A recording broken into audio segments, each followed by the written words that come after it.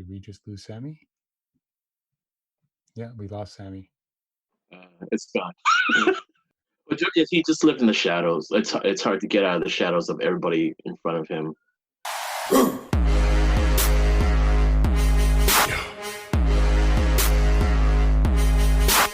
Okay, everybody.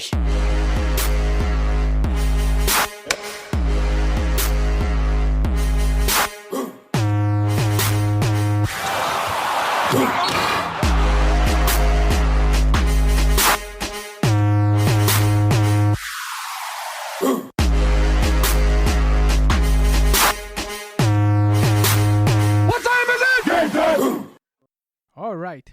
Entering the 1997-98 NBA season, the Chicago Bulls had won 5 championships in the previous 7 years. But as they sought their second three-peat, the future of the dynasty was in doubt. As preparations began for the 1997-98 season, Michael Jordan and the Bulls granted unprecedented access to a film crew for the entire year. As Jordan was preparing to conclude his time with the Bulls, 3 friends in Toronto were about to graduate from university. This is their story as seen through the ESPN Netflix docu-series The Last Dance. My name is Sammy Younan. I typically host My Summer Lair, a pop culture podcast on Girth Radio. However, tonight I'm welcoming you to the second episode of Jordan Ain't No Joke. My co-hosts are going to introduce themselves by openly sharing some pain. What's the Air Jordans you wish you owned? Which are the Air Jordan shoes that got away? I'll go first. So for me, I think it has to be the Jordan 5s in the black and red. Those were the ones to me that were just like something I'd never seen before in footwear. And I did not ever get those, but I did save up enough money to get the next pair that came out, which were the Jordan 6s. And I worked all summer. And, I guess this was this would have been the 90s, early 90s. So I worked all summer and blew all of that money on those Jordan 6s. You remember how much they cost? Oh, there was 2 bills for sure. Right. Yeah, at least 2. Oh, yes, I'm Jigar, and that is my shoe pick. Hi, I'm Denny, and the one that got away from me is a little later down the road is the Jordan 20s. That was just a good, graffiti-inspired mashup, 20-year celebration of MJ. And yeah, that was the one with all the images of his whole career. Yeah, right? it had there's this one big strap that goes over where the shoelaces are, and on that it's just like little kind of like icons and little graffiti style images of all sorts of things that were all about his 20 years. Yeah, I think I'd have to add that to my list as well. I totally forgot about those. Yeah, those were something else. I think it's safe to say those shoes, the Jordan 20s, were a work of art. I mean, you could just buy a pair of those and put them in a glass case and I'd be happy. Completely. And I remember I was on Yonge Street, I was in Foot Locker, walked in, and I was surprised to see them in the store. And I think at that time it was going for like $170. And I was like, stared at it for a long time, like, okay, I'll come back for it. And then they were gone. Okay. Regrets? I have a few. What were you, Sam? The ones I always wanted were the Air Jordan 4s. The 4s were just the classic. Right. I think that was when the line really kind of started to take off as well. Like people, I know number 1s got banned and all that, but by the time you get into 3s and 4s, and Tinker starting to put his spin on everything, it kind of took off after that. Yeah, 3s was my first pair, and that was completely mind blowing for most people because there's no swoosh on it whatsoever. Oh, sorry. Well, at least not on the side of the shoe. Okay, so we're going from shoebox love to some hate. Where do you want to start in episode 3? Hate for the bad boys, Dennis Rodman, Doug Collins' perm. Well, I think first I just have to say, wow. I mean, that episode 3 and 4 were like everything that I was hoping this series was going to be. This is what you paid admission for. Yeah, absolutely. This was the episode where they got into all the dirty, nitty-gritty stuff. There were F-bombs being thrown left and right. by Jordan and others. I mean, even Horace Grant was like, Yeah, I know. you. I mean, granted, the Pistons of that era bring the worst out in everybody. I mean, I have vivid memories of pure, unadulterated hate for that team. Lambeer in particular, I just could not stand. And so I can see and understand the seething hate to this day that you could see coming out of those Bulls. So it was amazing to watch, and I'm sure we'll get into more of that. But yeah, I think if we're going to move from shoebox love to hate, the Pistons are a good place to start. The Lambeer deserves a nice wooden chair across the back.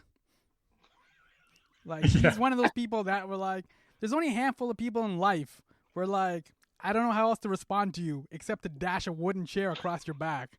That's the only, like, visceral response that he generates. Oh, for sure. I mean, he was just the next level dirty. Yes. Yeah, and he like a true villain, and he played that part like to perfection. But it's when you watch back in those days, you couldn't appreciate it because the guy was so smug. And he wasn't very like there was nothing particularly athletic about the guy and nothing spectacular. But if you Mm-hmm. watch again now as, you know, somebody who has more appreciation for the game, he did a lot of good things for that team, just scoring Mm-hmm. wise and rebounds. So then that brings up a question then. Are the Pistons kind of underrated? I mean, we were talking about this last time where, like, did you appreciate Pippen in real time? Like, now that we've had some time, the hate is still there. Hate is always going to be there. But are the Pistons better appreciated for what they contributed to the NBA? They did win 2 championships. I think for those people who were really watching back in those days or who kind of remember those days, it's hard to forget them. I mean, like you knew all the guys: Buddha Edwards, Microwave Johnson, um, Long Tall Sally. Like you knew all their nicknames. Those guys are just like, even though they weren't necessarily always spectacular dudes, they were like getting shit done. Like Mm-hmm. Microwave and Joe Dumars was just kicking ass left and right. He was holding his own so well Yeah. against Jordan. So I mean, I guess maybe in over time they've been forgotten, but I think people who really love basketball appreciate the Pistons still, even though they were like dirty as shit.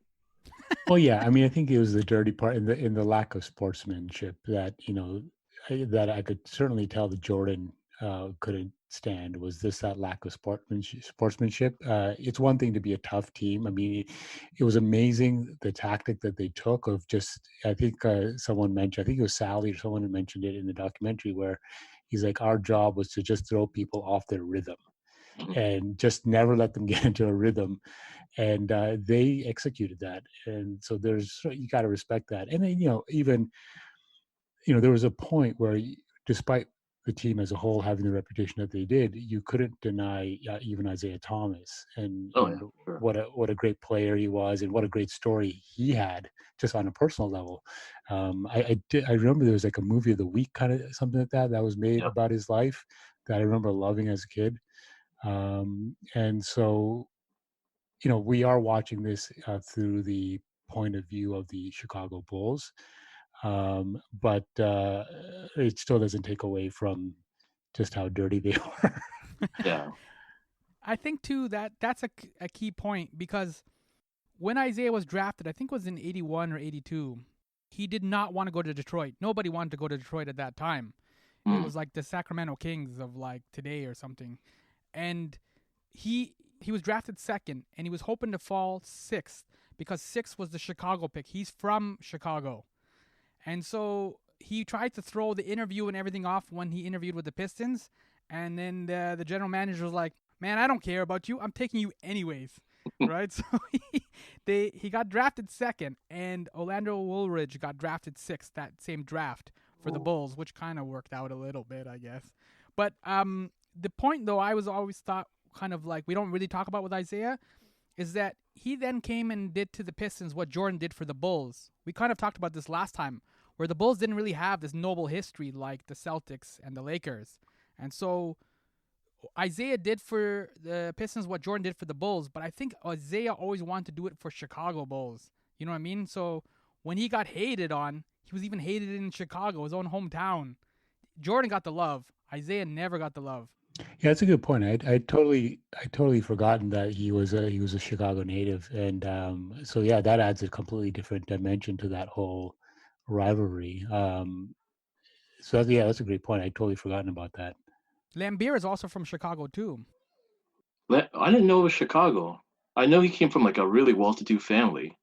Yeah, that's made him even worse. At least with like some NBA players, you know what I mean? They're trying to bootstrap themselves up and like hustle and like they're going hungry sometimes. They have those stories. Lambeer is like, yo, we had a boat. Yeah. Wow, I didn't realize that about Lambeer.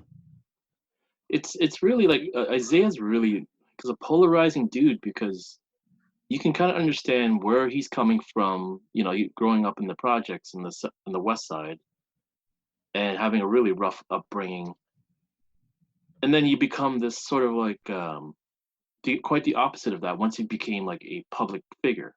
Big smile, sweet guy, seems really well spoken, really nice. But then when it came down to the game, it got to the point where it wasn't that he was ultra competitive, but there was like a kind of there seemed to be a lot of dirty tactics that he just did business about.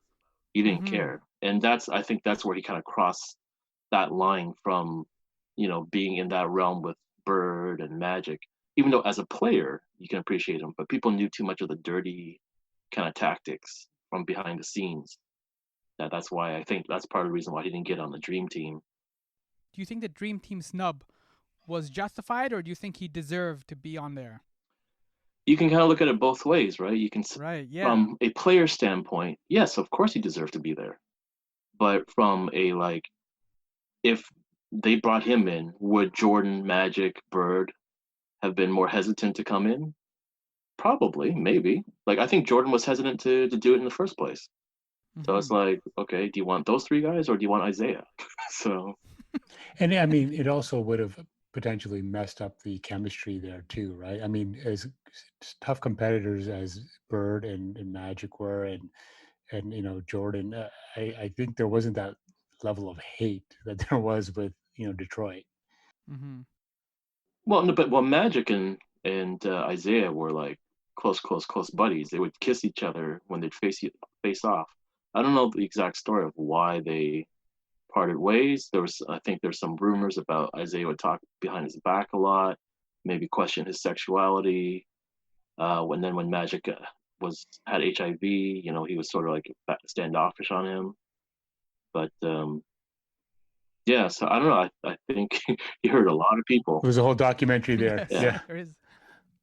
So where do you guys stand with the whole like walking out of the game and not shaking hands?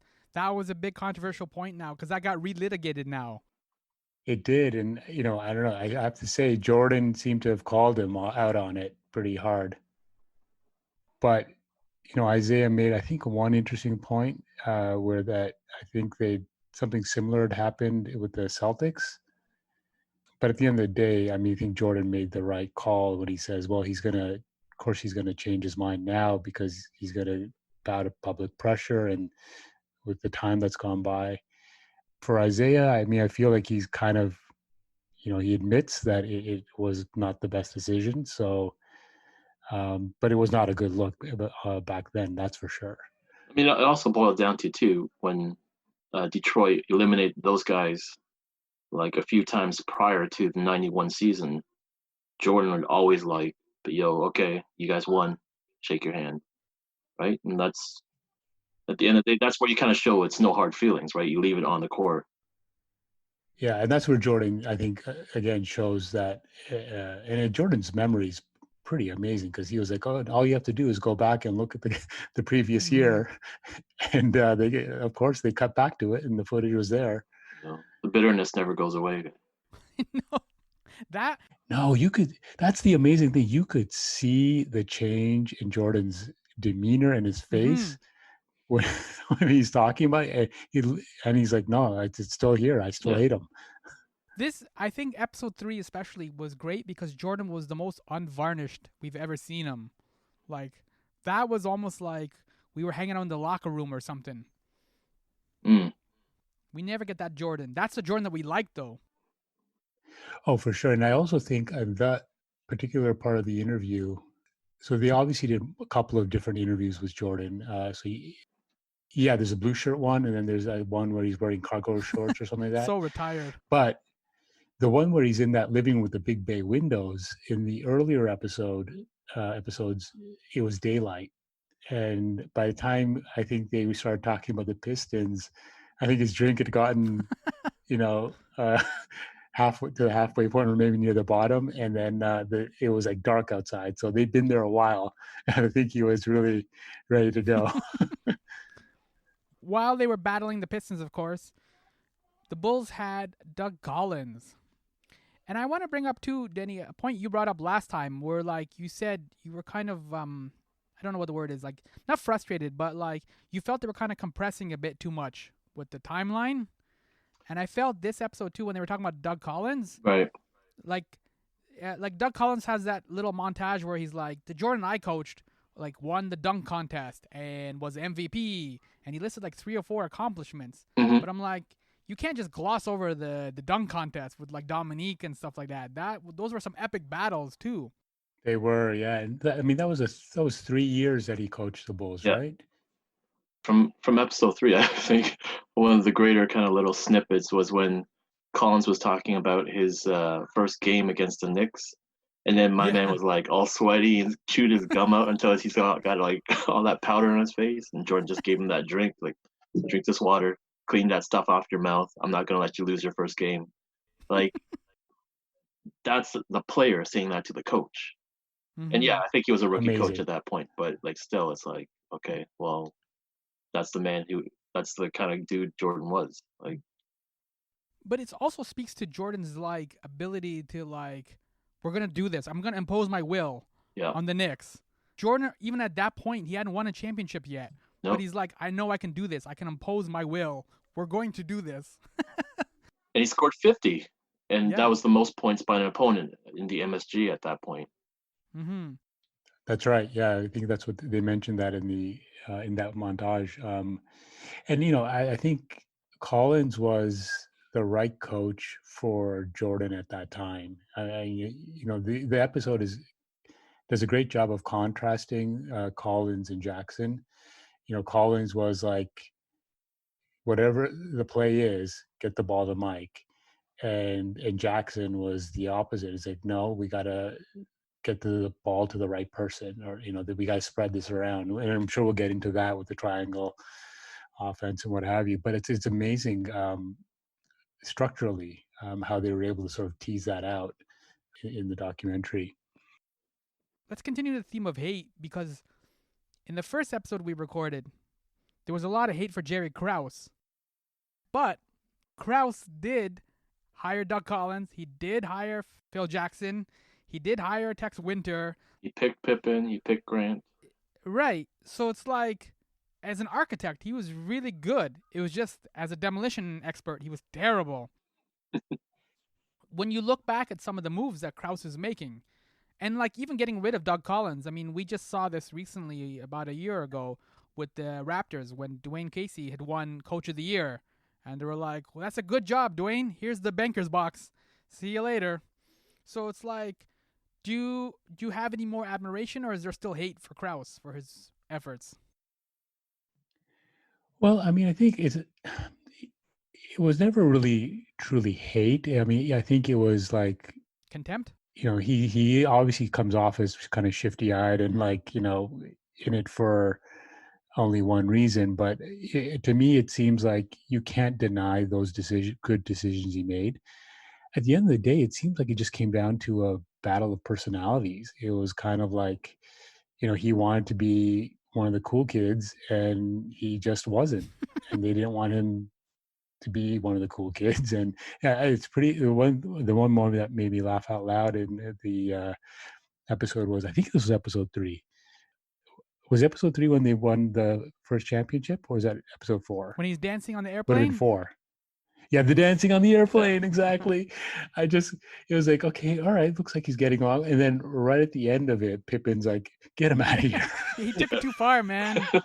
took it too far. Sit So down, it Jerry. seemed, sit down, Jerry. So it kind of felt like ultimately what may have happened was that it became, and it kind of harkens back to the first episode where they talk about him having the little man complex, and then these personalities just not meshing, and I think it probably made him got the better of him, and he started making these really crazy decisions. I mean, it's one thing to make a business decision, but then to say go to the press and talk about you know this being Phil Jackson's last year, no matter what happens. I mean, that to me seems personal and not a business decision. Yeah, I want to see more too of how like you said, Jig, like it's personal. Like there obviously was a lot of love to get Phil in and like to make sure that Phil was part of the team and to like there was a lot of love at the beginning, and I want to see them kind of tease and get a little bit more into how everything kind of fell out. You know what I mean? Yeah, for sure. I mean, and it wasn't just like with Phil Jackson. He tried, I think, a couple times to get Phil into the Mhm. organization. The first time it didn't go so well because Phil came in, dressed like a hippie or whatever, and then the second time around, he was like, "Okay, I'm going to tell you how to dress. You're going to come in and you're going to present yourself a certain way." So it wasn't like Kraus didn't like Jackson. I mean, he tried very hard to get him in onto the team, and thankfully he did. Well, see, here's a couple of conclusions. Well, here's a conclusion we can come to thus far with these 4 episodes. On the one hand, yeah, you can say he was a great architect because he definitely had a nose for players. But then, right from the beginning, in I think it was episode 1, when they're talking to Jerry Reinsdorf, he said that when he first wanted to hire Jerry Krause, people were saying like, "Yo, stay away from that dude," right? So, Mhm. so he, so you can get the sense that he is a guy who has a good eye for players, but he has also a certain kind of personality that is hard to deal with, and it's a bad mixture when you're like part you kind of help build a team that is amazing, but you have all these amazing personalities on that team that Jerry's going to be on the bottom of the totem pole to get credit. Jordan, Phil, Pippen, all those guys are just fighting for credit. Well, all fighting under Jordan's shadow. So like, there's no way Krause is going to make any kind of like get any recognition.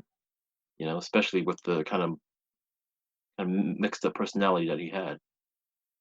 Yeah, I think it needed Kraus was a good strategist and tactician maybe, but he didn't necessarily have a delicate touch, which is what I think maybe was required. But if he just lived in the shadows, it's hard to get out of the shadows of everybody in front of him. It's not like Masai Ujiri today who gets a lot. Well, mind you, Masai's not working with like superstars. Anyways, that's a different story. It's a different story. Yeah, but no, but to your point, like because he cast such a because Jordan cast such a long shadow, um, for Kraus to feel, that he was getting credit, it was asking a lot. And so you need a personality that's, able to work behind the scenes and not have the ego that needs to be stroked at the same Yeah. time. But I did want to talk about the man that the episode's primarily about is none other than Mr. Dennis Rodman. What an amazing character and player that he was. It starts out really well. I mean, I love that they gave him so much attention, and it's crazy what a story he has. I think it's hard for people to remember just how much he did with the Pistons. And it's incredible how in the beginning he talks about. I think I was just going to quote the opening line here: is that I could have been a bomb, I could have been in jail, I could have been dead, but I worked my ass off to get here. I created this monster. And later in the episode, when people are talking about the young Dennis Rodman, he's just this kid, country kid, innocent and naive. And then Rodman says, "Yeah, I created I created this in Detroit. It's amazing what that city did to people. It seems like they just created monsters after monsters, but very talented and great players nonetheless. It's kind of like with Rodman. It's like, where do you begin? There's so many amazing things about the guy, and I know there is at least one documentary about him, but I haven't been able to watch it. Two. Two? There's technically two, because there's the Bad Boys 30 for 30, Yeah, and then there's the Rodman solo documentary. right. Well, yeah, I just meant kind of really more about him and his upbringing and how he got to where he got.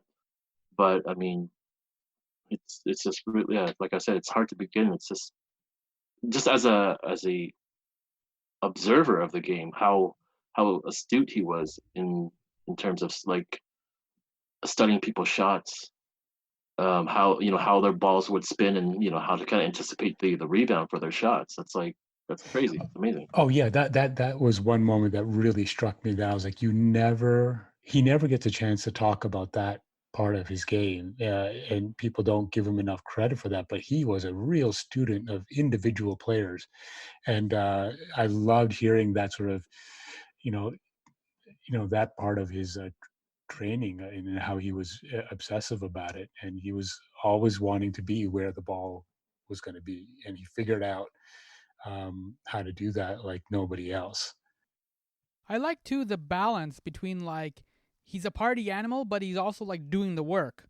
Like it's a weird dichotomy. We're used to now like NBA players thinking about like nutrition and getting 8 hours of sleep and doing all these things. And like towards the end of that third episode, Rodman's like doing kamikazes and like drinking beer and like he's clearly not getting his 8 hours of sleep. But then Jordan tells that story of like when Rodman does come back from vacation, he's like, man, we had to go easy on him in the practice because it's like Rodman was all like probably drunk and whatever. And he's running laps around the team. Like, and Jordan was like, all right, I guess I apologize. Like the Bulls eventually figured out that balance of like, if we give Rodman space, he will deliver. And like that arrangement is incredible. Well, that credit goes to Phil Jackson and I think to Michael Jordan too. Mm-hmm. He clearly saw what Rodman needed, and I think he gave him a lot more rope than he would have given any of the other players, because Rodman was delivering. Because when he showed up, and he was there. And to your point about that Indian drill, I mean that's crazy. I mean, I'm sure he was hungover, so that just speaks to the man's athleticism. And I don't know. There's so much of it, like Denny was saying, like Yeah. there could be an entire series about Rodman and his psyche. Um, but I just can't imagine anyone doing that today. And just the way he played too, just the fact that he was willing to forego like points. Generally, he didn't get a lot of points. He get some tip-ins and things like that, but like he understood his role perfectly and he was willing to execute it. And players today now, there's so many different arguments about like diminished roles or time or I want the ball, all these things. Rodman's like, look, I'm coming here. I'm gonna do this. That's it. You take it or you leave it. And that's what a great basketball team needs. It doesn't need, five franchise players. It needs guys who are willing to do the dirty work and understand their place on the team, without that ego of being number one. And that, I think, to this day is maybe what might have been one of the greatest things about that Chicago Bulls team, is that Phil Jackson was able to figure out a way to get these guys to accept their place on the team. And that did wonders. I mean, look at someone like Scottie Pippen on any other team, would have been the number one guy. But when you're playing with Michael Jordan, you have to accept that you're number two and you have a job. And as long as you do that job, the team wins. Yeah, it's like a culture of just fill in the gaps, right? Make it balanced, and you get results. Were you shocked at all? Because we started this episode talking about how much we hate the Pistons, and the Pistons did earn the hate. But I think for Jordan, and less so Pippen, but Jordan specifically, he liked winning more than he liked hate. So I think it's kind of a testimony to Jordan as well. if we bring in Dennis Rodman, he can help us win championships or win games. Will you guys accept him? And they're like, yep. Well, and they also got a pretty good taste of Dennis Rodman, playing the Pistons all those years, and so they knew exactly what he was capable of, and that they could use it. And the one thing, I mean, I think the credit for Rodman doesn't really go to Krause, because Krause didn't want anything to do with him, right? It was a Jim Stack that was really advocating to The assistant GM. the assistant GM, were really advocating for Rodman, and thankfully they made that happen. But Krause wanted nothing to do with him. I believe he's quoted directly there. Yeah, the assistant coach for the Pistons, he was saying how Chuck Daly said, leave Rodman to me. This is when Rodman was still on the Pistons. And he's like, you don't put a saddle on a Mustang. That's right. And that was the mistake that the Spurs made when Rodman got traded there. They tried to control him and like, this is how we do things here. And Rodman's like, I don't care how you do things here, right? This is how I do things. It's amazing. Like even when Phil Jackson meets Rodman for the first time at Jerry Krause's house, and Jackson talks about how terrible that first meeting was. He's like, I walk into Krause's house, and then he's just sitting there on the couch, doesn't stand up to greet me. He's wearing one of those crazy hats, and Jackson's like, do you want to play for the Chicago Bulls? And he's like, whatever. And then to Jackson's credit, he's like, all right, we'll take that hat off and let's go take a walk. And then that whole relationship there is just fascinating. Yeah.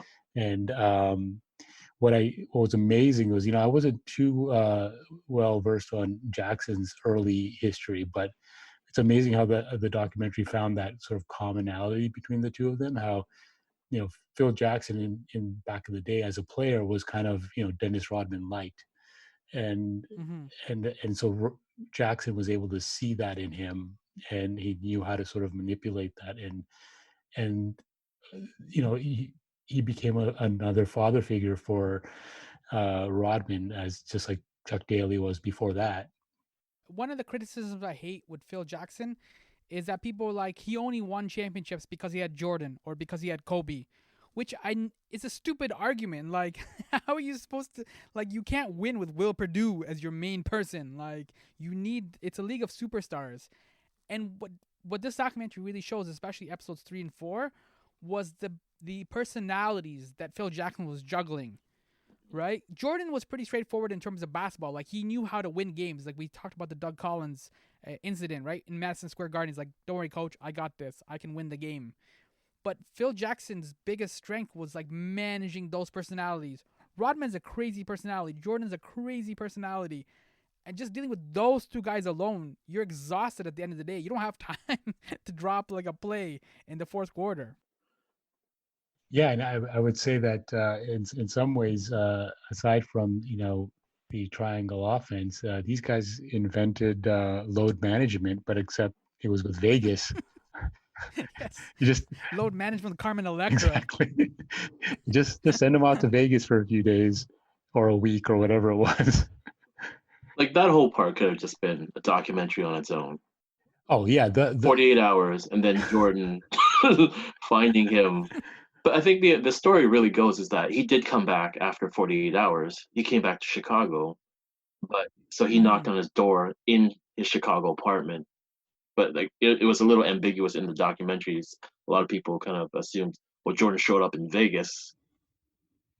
Right. Well, I think there's been a recent interview with the director, and he sort of fleshed it out. He basically talked about, it was because Rodman, I think, had a place just across from the stadium, so he wasn't like he was far at that point. But Jordan showed up.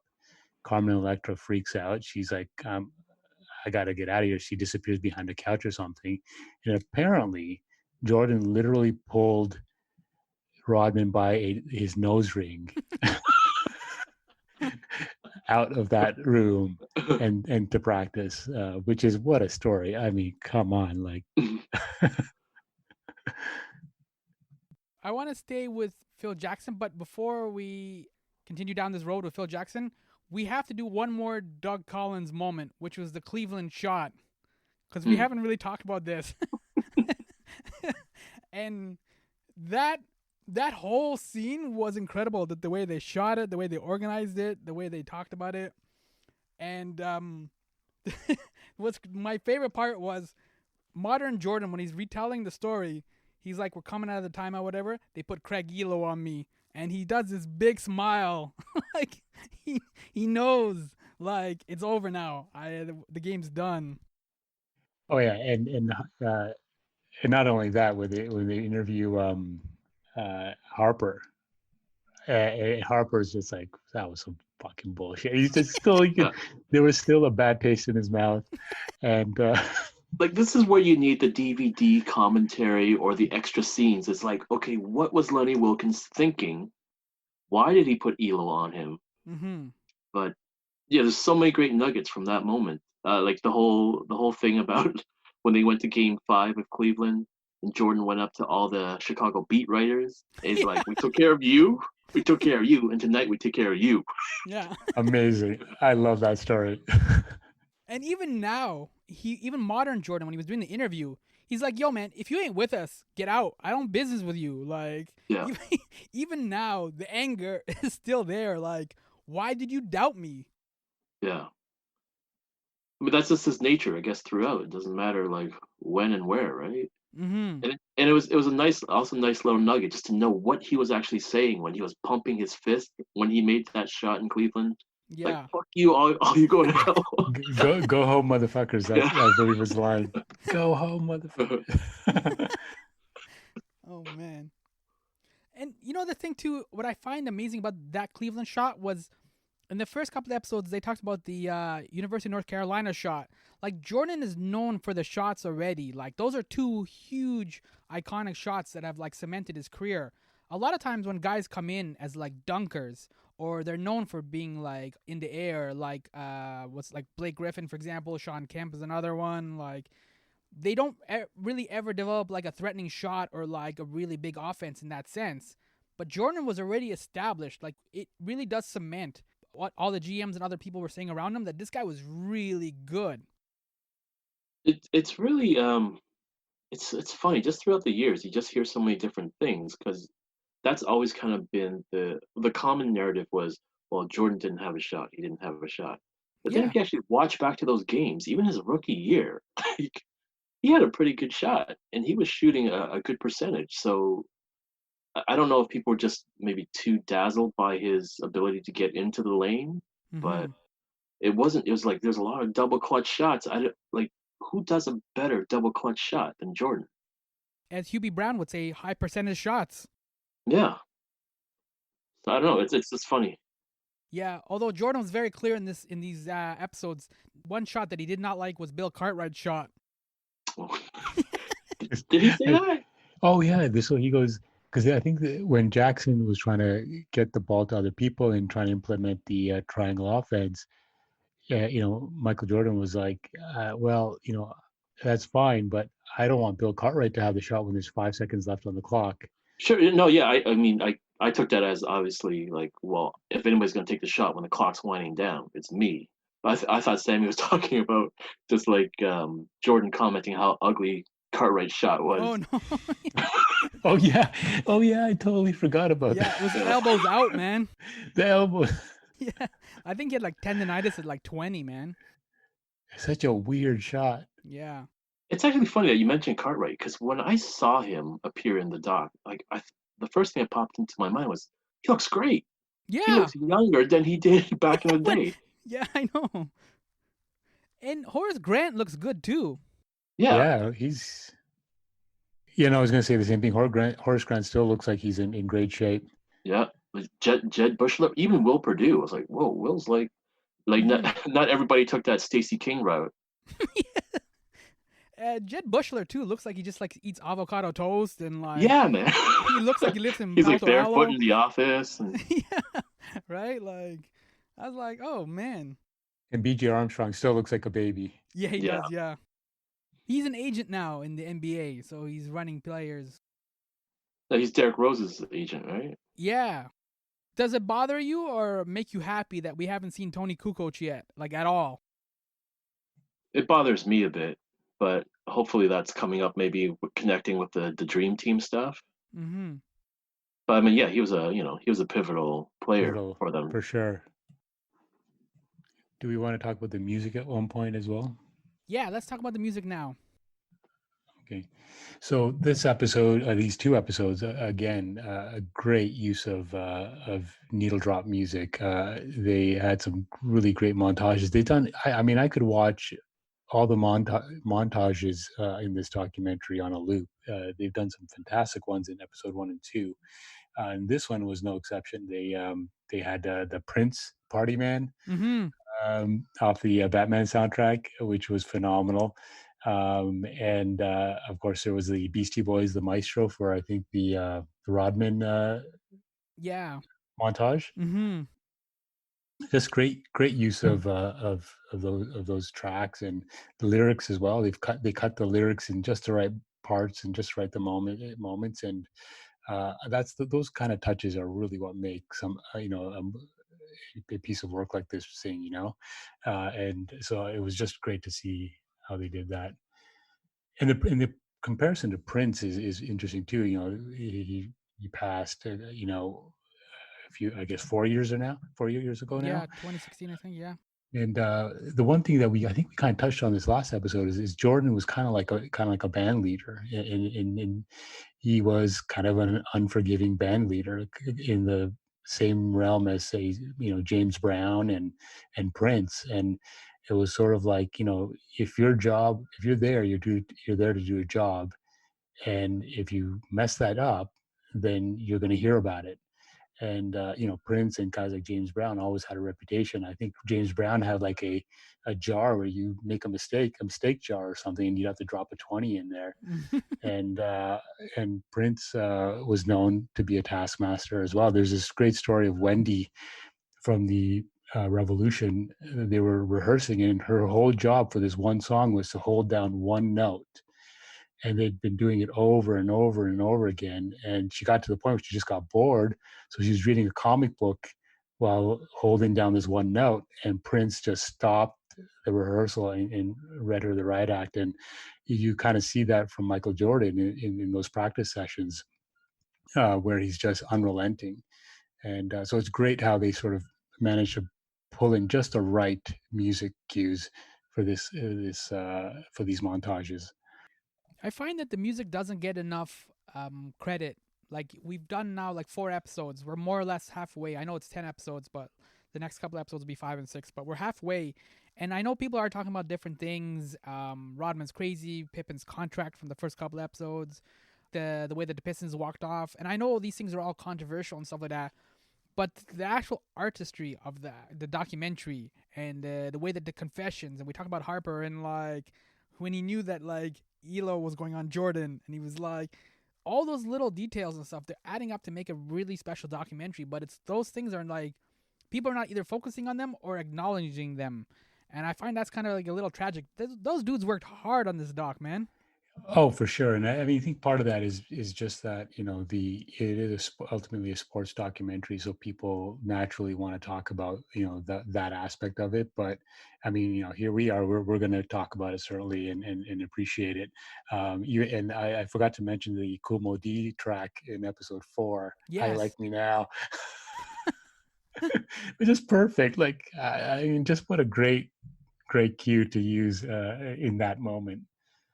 So where do we stand with one of the other narratives and one of the other threads that we kind of touched upon in the first episode of this podcast, but also that Jordan was worried about being a jerk, or like you just said, Jig, like being a taskmaster. Like we should probably have a moment of silence for Scott Burrell. If we thought Jordan was dirty to Craig Elo, what he did to Scott Burrell was like Jordan would have just fit fine on the Bad Boys too, actually, just based on the Scott Burrell moment. Oh my gosh, it was brutal. It was just like, Burrell's like, my parents are going to see this. And he just digs in even deeper. I mean, that, I'm sure there's a good portion of that's just like, the vet slapping the rook in the back of the neck a few times. Right? Mm-hmm. Yeah, it's Jordan's version of the Charles Oakley slapping Pippen in the face. Yeah. I was gonna ask Denny, did you like Scott Burrell back in the day? Well, to be honest, I barely There we go. remember. You know, I mean, I remember the name, I remember Mm-hmm. the dude, Yeah. but in terms of his game and the impact, Mm-hmm. don't recall a thing. So, well, you have any impressions from back in the day? I just remember there was a handful of bulls, like Stacey King. They were kind of just like weak. They're just kind of always Right. hanging around. And I'm like, it wasn't hate, but it was just like whenever they would go into a game or something, it'd be like this guy. All right, you know what I mean? Yeah, yeah. You had the love for the other ones, like for BJ and for Tony and no, not necessarily Tony, but for Pippen and Horace Grant and stuff like that. I'll tell you, I'll tell you the one dude from the Bulls that I think never gets mentioned, who should get mentioned, is Ed Neely. Oh I don't know if yeah, you guys remember Ed Neely. say it, say it, say it. Oh yeah, he was just a thick white dude who he got very little playing time, but when he would come in, he'd be effective. He'd get dirty points, like rebounds, and he just like smashed the shit out of opponents. Sometimes he just lay the hammer down, and he would really be like, if they were doing plus minus back then, he would have been probably a high plus guy because he was just doing all the intangible things that was helping whenever he was into the game. What about Craig Hodges?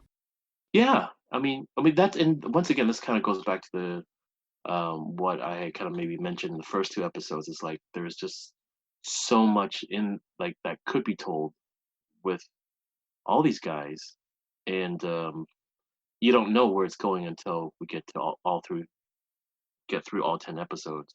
But Mm-hmm. Craig Hodges, once again, an X Factor dude, uh, 3-point shooting king, Yeah. right? Twice he won it, at least Mm-hmm. twice, maybe three times. I can't remember. Yeah. I know twice for sure. He had 25 points in a row at one point in one of those shooting contests. Amazing dude.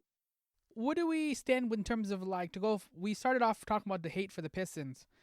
Do you feel like the Pistons made the Bulls better? Would the Bulls narrative, would Jordan's narrative, when we look back at it now, would it be the same without the Pistons beatings and overcoming? Like if they just eliminated the Celtics or something, would it be the same? Where do you stand on all of this? Oh no, I mean, you can't look back, right? I mean, they were essential to, making the Bulls who they eventually became. Essential. I mean, you know, how important and integral that rivalry was when they lost to them that last time, and then Jordan just started crying on the bus. I mean, and then the next day, instead of going on vacation, they all showed up at the gym, Mm-hmm. and Jordan starts weight training and adding bulk so he doesn't get beat up as much. I mean, that is a huge turning point, and you cannot deny how important that was. I think if it was any other team that might have been a little softer, you wouldn't have they would not have stoked the fire the way the Pistons did. Yeah, it's an interesting question because I mean, let's say that Pistons didn't exist in those times. You still had the Knicks, Mm-hmm. and Knicks were pretty. They were a good group of roughnecks too. But they were at least Jordan and the Bulls were able to handle them. I guess you can say throughout all their meetings in the playoffs. Um, I mean, certainly it does make for just an interesting story, interesting kind of epic conflict for the rise of the Bulls and Jordan. Um, but yeah, it's hard. I don't know. I guess there is a part of me that thinks that yeah, they could have kicked ass even if the Pistons didn't exist in that form. When you bring up the Knicks, like the Knicks never won a championship. They got to the finals. It still hurts. So Poor Ewing. for Ewing. But the Pistons did win 2 championships, and they actually got there 3 times. So they were 2 for 3, which is a really solid record. And they did back to back. The Celtics in the '80s were really good, but they never went back to back. Hmm. So does the fact that the Pistons won championships color them differently? If they hadn't won those championships, would they be a different team? Would they just still be just the bad boys? Because that's how we look at the Knicks, right? Right. Yeah, I guess no. You make a good point. We would look at them exactly like we look at the the Knicks.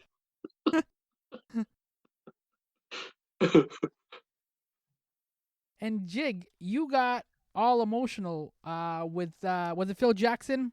Speaking of Yeah, man. championships. So when they won that game, the first championship against the Lakers, it was a culmination of making the transition to that triangle offense, and making sure that wasn't just Michael that had the ball.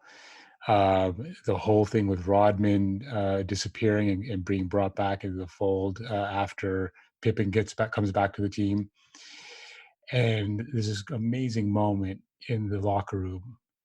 Phil Jackson's hugging everyone. He grabs Michael and he says, "You did it the right way." And goddamn, that got me. That just choked me up. And he's like, "I love you, man." And it was just a culmination of all that sort of blood, sweat, and tears, and that discipline. I think that's what gets me the most is that the discipline and that mindset that it took for Michael to give up the ball. And I will never forget that game. Paxson's jumpers in that game were just legendary, because I remember we're all, back then we're like, okay, well, why doesn't Michael have the ball? Why doesn't Michael have the ball? And Yeah. then he just kept hitting one, and Michael would just, give it up, and then it won them the game. And when Phil Jackson said to him, "You did it the right way," that to me is that's some legendary shit right there. This is a testimony again to Phil Jackson. Like the fact that he was able to get Jordan to buy in and to pass to your teammates and stuff like that, and like we're going to do the triangle offense, we're going to do these things, because it's such a contrast in this was it episode, yeah, it was episode 4. Episode 4 really should have been called The New Hope, because once Phil Jackson came in, Jordan initially was like, I don't want Phil Jackson, I want Doug Collins, but he didn't realize at the time that Phil Jackson was the new hope. And it's funny because in episode 1, where like Jordan's like, if Phil Jackson's the coach, I'm out, right? So you can see that circle already, like from how they've transitioned, and the fact that like Phil Jackson was able to get him to buy in, to pass to your teammates, but also at the same time, like if Phil's just not here, I'm out. Like that's some serious like Jedi. Like I don't know how you sell a superstar who can get 40 points effortlessly to like pass to like Cartwright. And that's what was such an amazing part of that story for me. And that's why I think it made me kind of emotional, is that, I think, we talked about this last time, where it's like, was it right or wrong that Jordan was, tough on his teammates and what have you? And at the end of the day, it takes a certain kind of man to do difficult things. And that doesn't mean necessarily the most difficult things on the outside. It's also that inside, what's inside you, in that soul. And the fact that he was able to change his mindset, and that's changing your mind, it can be argued, is one of the hardest things anyone can do. And for someone like Jordan to be able to, like you said, Sammy, buy in, I mean, that's a mark of a true champion. And that, and what it must have taken to get to that point was something else. It is. Maybe it does seem like a true full circle moment. That because playing for Dean Smith, it was more of a team system, Mm-hmm. Yeah. and and it's that same as a very similar relationship where he had ultimate respect for Dean Smith. And it's in some ways, I guess you can say, when once Jordan got into the league, because he was surrounded by, I don't know, perhaps poor coaching or poor players around him, he just had to put on his shoulders, and he got good at that. He got good at being the ISO guy, and he kind of got drunk on that in a way, you can say. And then it took Phil Jackson to kind of remind him about the purity of the game again, just the way Dean Smith, played Michael. Yeah. So episodes 5 and 6 coming up are going to deal with Horace Grant. They had some of their fallout there. That's going to be interesting.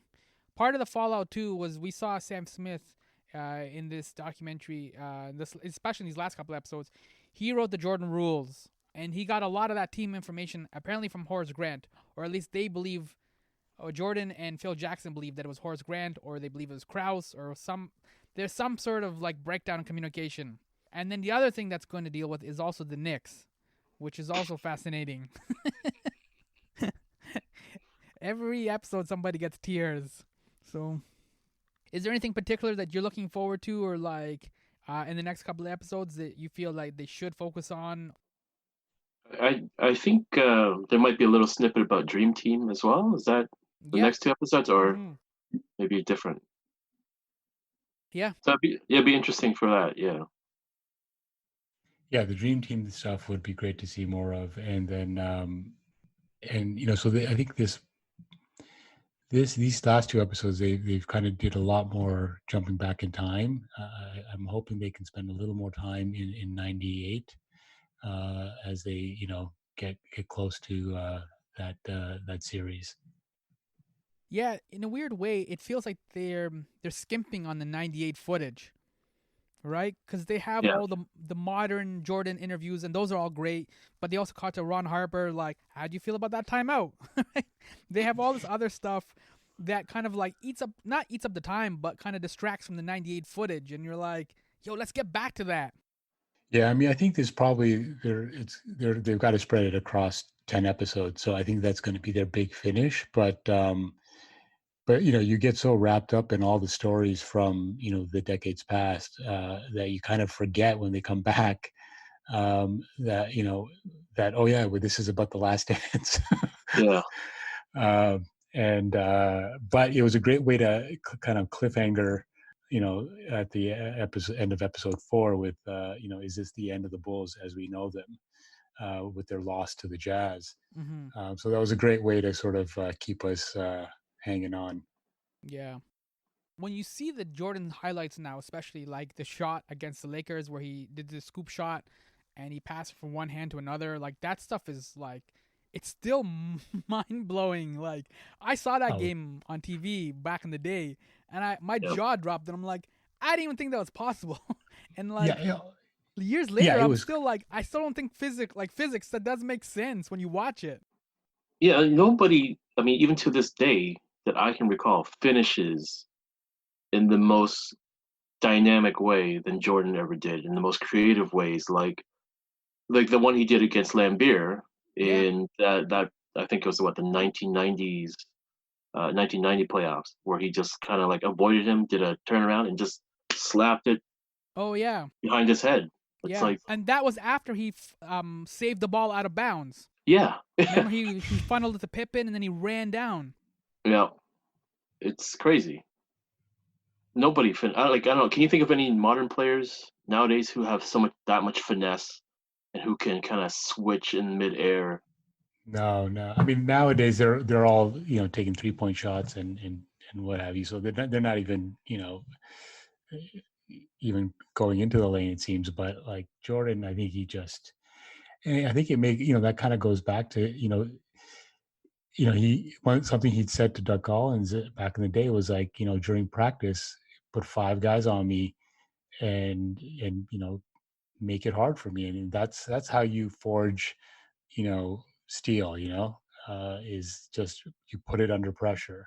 Yeah. And you can, and ultimately by the time you get to that period, you're just like, well, I mean, this guy's just he's a work of art.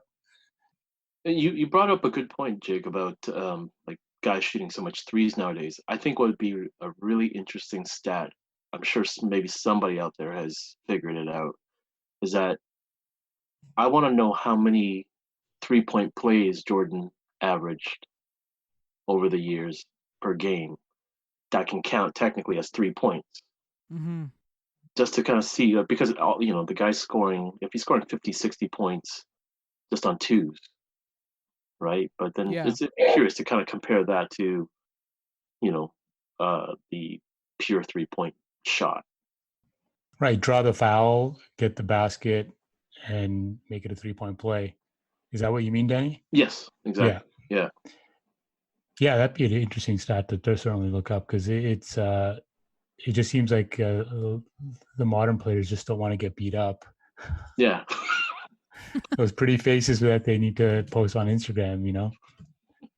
Well, and Jordan's game, when you clearly see, like even just the Cleveland shot in '89 and stuff like that, was clearly like a mid-court game, and that's kind of disappeared now. Most players don't really take like those. Like it's either like I think Harden either does like a handful of Well, layups or dunks or all threes, and then that's it. There's not the real estate in the middle doesn't really exist to him.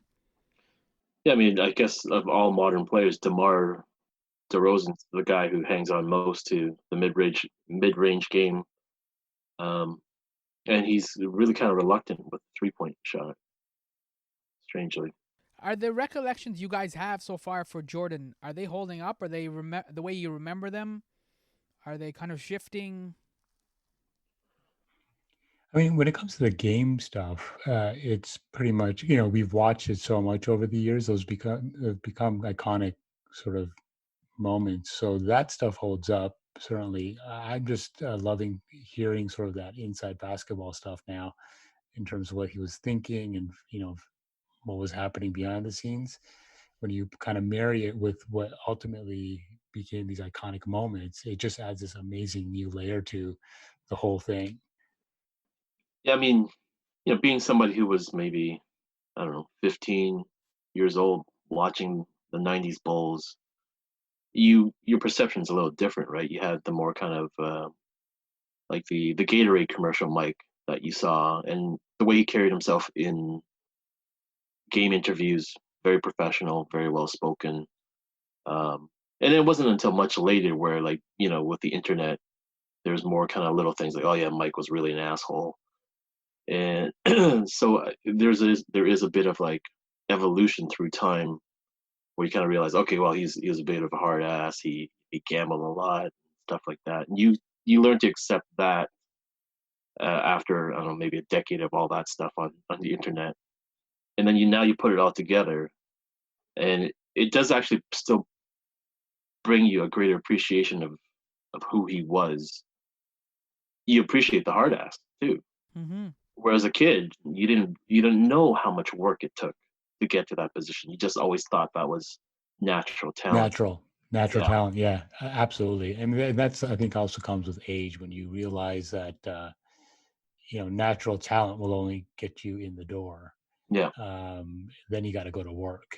I mean, and that's what I love hearing and seeing now is all that behind the scenes stuff, where you see the man do the work, you see the process and what it takes. So yeah, no, I think it's, to answer your question, Sammy, it does hold up, but it also has added this great new real layer in terms of what it actually took to create those big, fantastic moments that we remember from our childhood. So as we're wrapping up, I want to ask another question. This is obviously footage that was shot in the late '90s, and they could have released it at any time.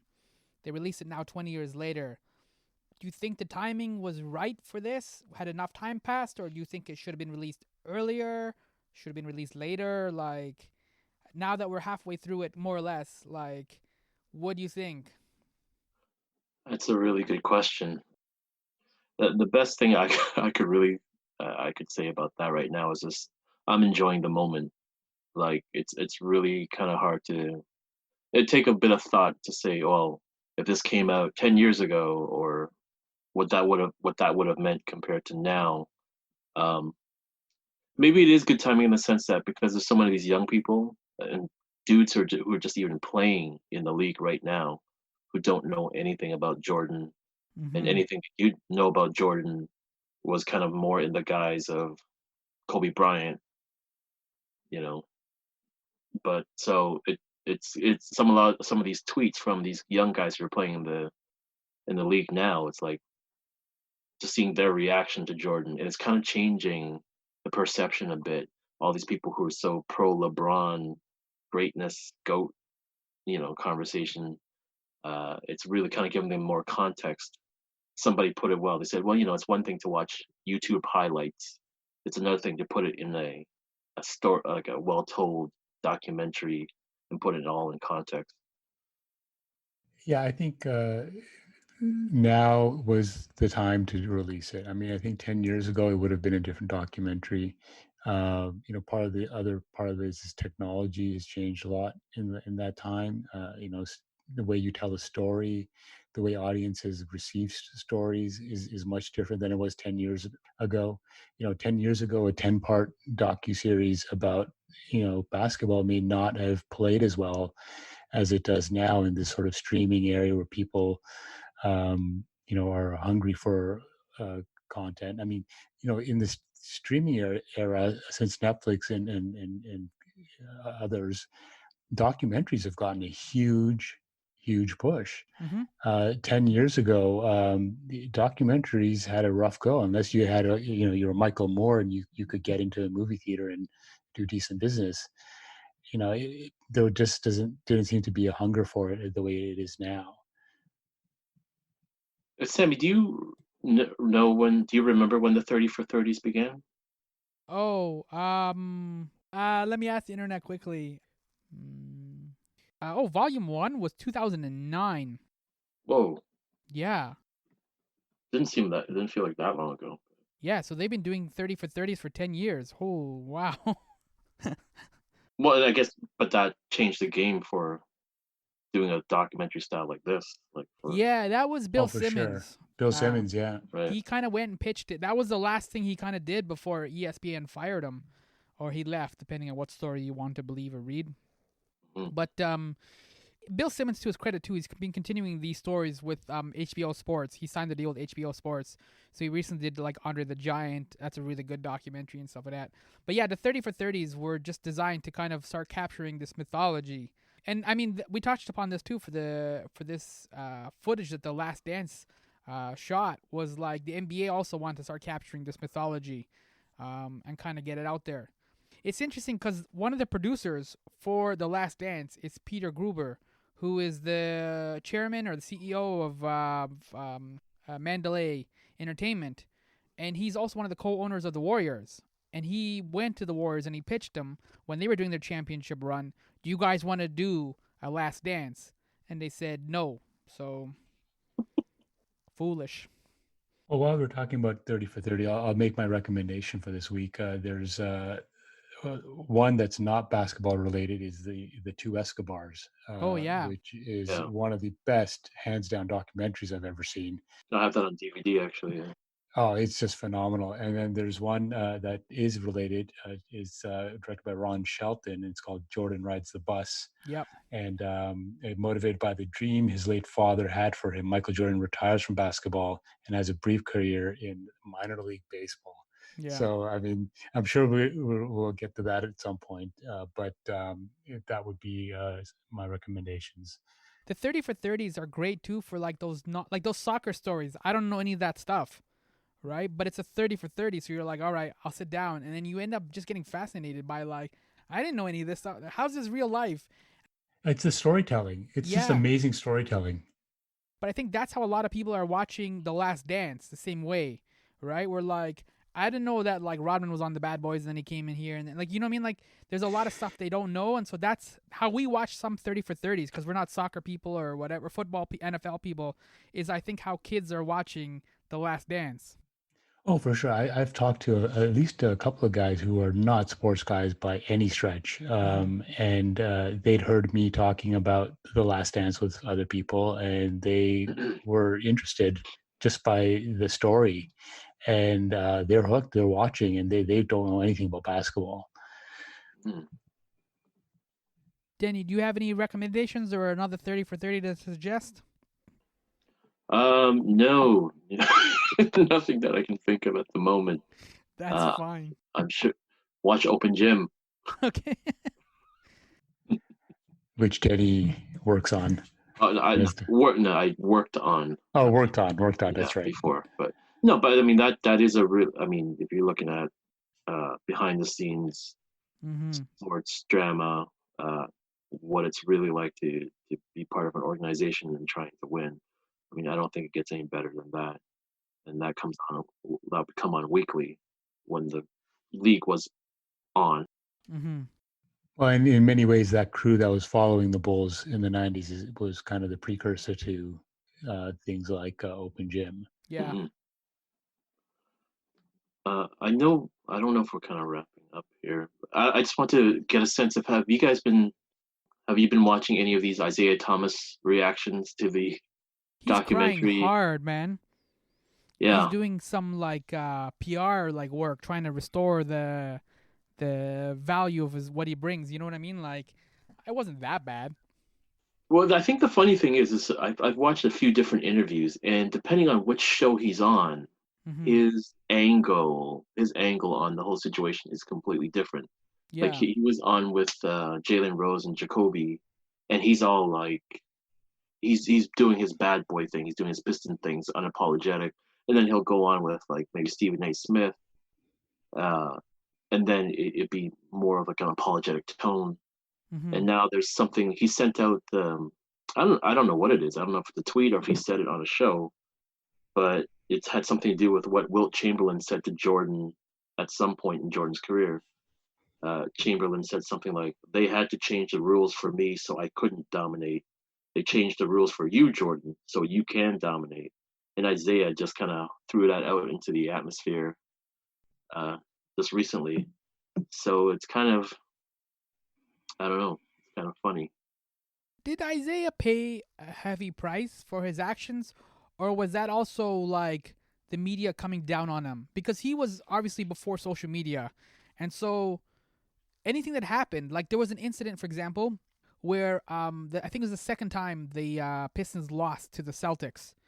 Rodman said something like Larry Bird wouldn't be getting all this kind of love and attention if he was a black player, right? You remember this? Yeah, And yeah. so it was Rodman, so they kind of just like whatever, right? Like the media didn't really pick up on it that much. But then they went to Isaiah Thomas and they asked him, and the way he responded to it, of like kind of dismissing Larry Bird a little bit, but also like kind of being a little racist, it fueled that fire a little bit too, right? And kind of damaged him.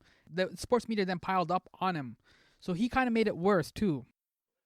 And yeah, that's kind of going back to what I had kind of mentioned earlier, how polarizing he was because he was great smile, great personality, but there was something a little devious, Mm-hmm. and everybody's gonna look to him because he's the leader of the team. Yeah. So yeah, So do you I don't think he's know. treated fairly or unfairly then? Like, were they too hard on him? I Back don't in the think day so. or now, Both. both. Mm, you know what? Like to be honest, I don't know what it. Like he'll Isaiah would cite the example of how the Celtics walked off and didn't shake their hands. Yeah. And I was a person who started watching basketball just right before that moment, or just right after that moment. Um, so to kind of be able to see it in the context that he sees it in, um, I don't really know. I mean, the way I can piece the puzzles together is that yes, the Celtics, the Sixers, played pretty rough back in those days as well, but maybe I guess there was still a level of sportsmanship that they played with that maybe the Pistons didn't. I don't know if Sammy, or Jigar, if you watch back in those days in the '80s with the Celtics and the Lakers and the Sixers, and how they differ from the bad boy Pistons. I remember like Parrish being pretty elbowy. Right. Yeah, I mean, I do remember that, but this was, I think the Pistons earned every inch of that moniker. I mean, it was they played rough, and they played just within the rules, which were different, slightly different back then, certainly. But um, I don't think they were treated unfairly. I mean, Thomas did get his props for the great player that he was back then, and I think now it just hurts more because the times have changed, and people do try to do a little bit of revisionist history Mm-hmm. when it comes to that kind of thing, which is natural. But it's it is what it is. I think he's just gotta suck it up and accept it. And I think Jordan was right in his rebuttal to that whole thing, was that, look, this is what he's going to say and this is how he's going to feel now. uh, but this is how it really was back then. And I think it is what it is. If you reveled in the fact that you were the bad boys of basketball back in the day, then you owned that shit. And Exactly. Yeah. so take it And they and did, be a to man their about it. credit, they did. Yeah. They did, but now he seems to be a little more sheepish about it, depending on, I guess, what show he's on. Yeah. Yeah. Well, Jalen especially too, because Jalen played on the Fab Five, and the Fab Five, of course, played in Michigan, and they were heavily influenced by the Bad Boys. They grew up in Michigan, they grew up in Detroit, so they loved the team. And then you kind of see that play out a little bit because the Fab Five were like a mini Bad Boys in a sense, right? So with Jalen, there's like a language there. I think that he can kind of get away with, like it's a Sure. little Yeah. wink, wink. Whereas then when it's like Stephen A. Smith or somebody else, or NBA Radio, or it's like Frankie Soul or something, he's got to do like the apology tour.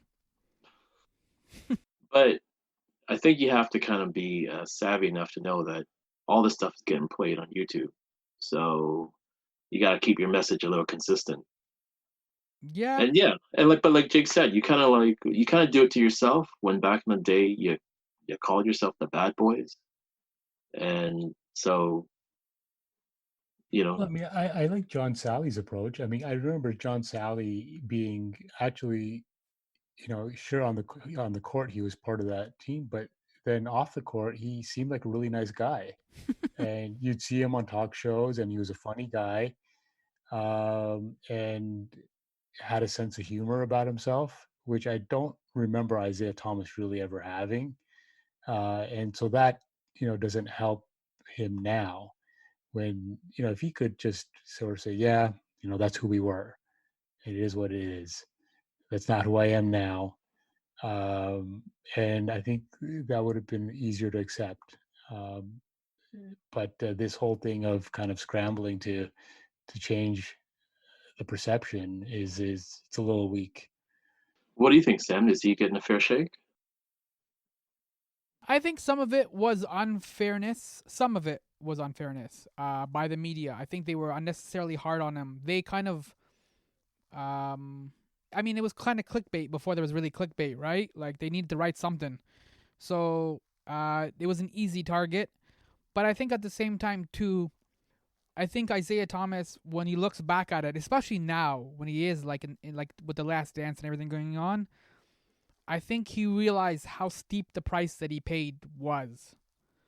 He couldn't do a Last Dance. Like they couldn't do a Pistons Last Dance with cigars and scotch or tequila or whatever. And he's like, let me tell you how I won 2 championships in the National Basketball Association. Like the audience wouldn't be on their side. Do you know what I mean? Yeah, but they also fully admit that they were feeding off of that.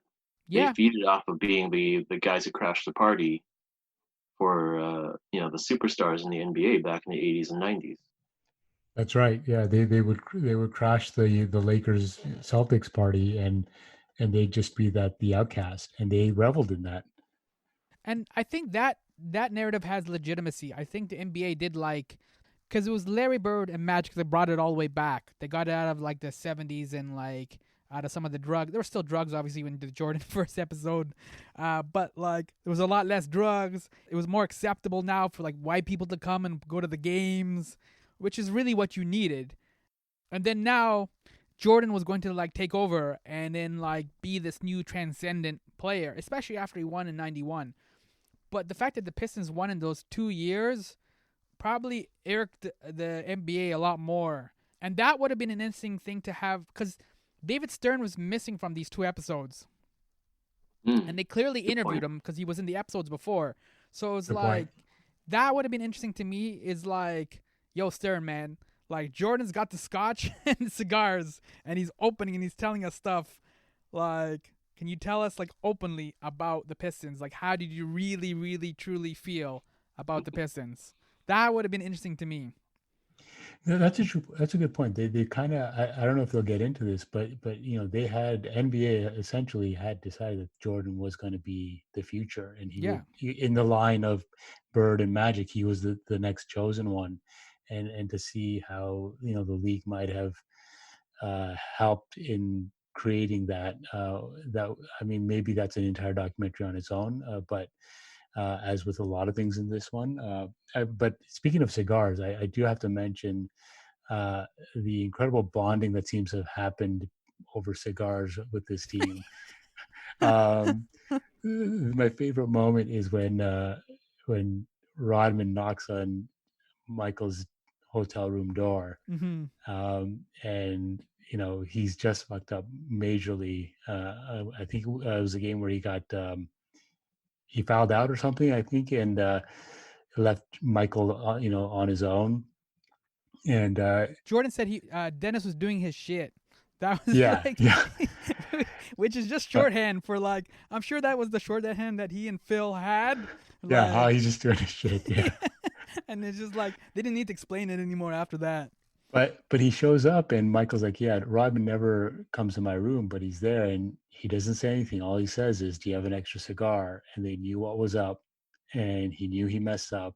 And that was his way of apologizing and admitting it. And the next day, things are very different. It's just, I love that little touch. Yeah, and you see Rodman too when they have the Vegas footage. My man was puffing hard on cigars too. Like, so I do like that cigars keep running as like a supplement through the. But they need to have a cigar blog and like break down which ones are which. So that Even Phil Jackson's got a few scenes where he's smoking some cigars too. So yeah. Victory does that. I think too, this is the other comparison when we look at like these two episodes, especially with like the Bad Boys and with the Bulls. For lack of a better like comparison, they were both really strong teams. Like the teamwork and the camaraderie and the friendship, the family, the brothers in war. Like they were a team. They just went about it in completely different ways. Pistons, it was like us against everybody. And it's just us 10, 12 guys, and we're going to take on everybody all at once, like a John Wick movie or something. And the Bulls were like slowly kind of grooming everybody, getting Pippen up and running, getting Grant up and running, trusting John Paxson to make the shots, like, and Jordan to buy in. Like, you see the teamwork and how much work and effort that all went in to making that happen. Yeah, I guess we can kind of wrap up. Isaiah Thomas did have a line. It wasn't in this documentary. It was in an interview he did recently. But speaking of the teamwork, he said that championships are won on the bus. And by that, he meant like all the friendships and all the stuff. And I think those are the scenes. Because we saw scenes where Jordan's really happy and he's gambling with his Bulls team. And then we also saw him like busting like Scott Burrell's balls in another scene. So it's interesting, and those are the background stuff that I want to see more of with the bus, the airplane, and stuff like that, because that's how you build the teamwork. The practices and all the other stuff, that's like normal. You can kind of sleep your way through it. But if you're on a plane ride for 2 or 3 hours, you got to eventually talk to somebody. You can't just sit there. Yeah, that's the stuff from the 98 footage that you were hoping you'd see more of. Yeah. The camaraderie or conflicts. Mm-hmm. Or more Scott Burrell mashings. On that note, Sammy, do you want to take us out with your hip-hop lyric for this week? Yeah, it is from Fabulous. Bombs. B-O-M-B-S. I thought you could have been Jordan. Found out that you weren't even Ben Gordon. Nice. So yeah, we'll post this episode, and if you guys have, if you people are listening, you have any thoughts or anything that kind of stood out for episodes 3 and 4, let us know. I'm on social media, my pal Sammy for IG, Facebook, and Twitter. My name has been Sammy Younan. DC. And I'm JT. See you next week, guys. Should have done initials too. All right, whatever. Next time. No, Sammy's good. All right, there we go. Yeah. That's it.